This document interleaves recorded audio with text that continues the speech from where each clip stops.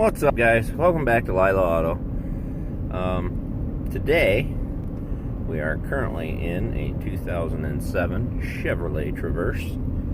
Customer complaint, got a noise in the left front. Right away I'm noticing some pretty good steering wheel shake. We're tooling along the highway about 55 miles an hour, and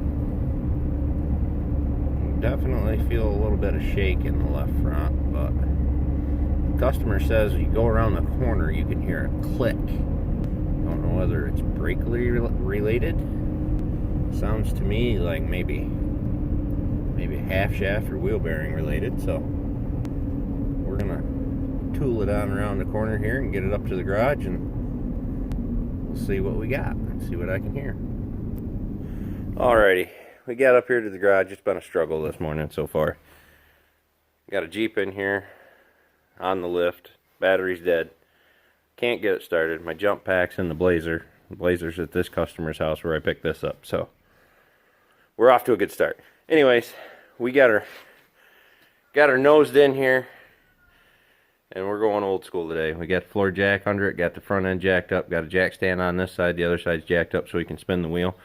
And we're going to spin it and see what kind of noises we can find. Alrighty. We got some good winter tires here. Ooh.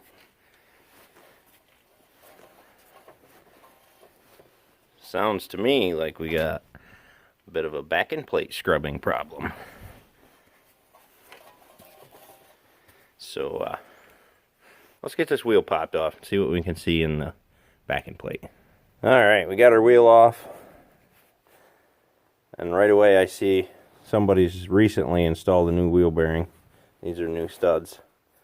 So that generally tells me that wheel bearing or the backing plate's been marred on. But we can see right there. You see it where it's touching the rotor? Down here on the bottom, I believe that's our mystery noise. So we'll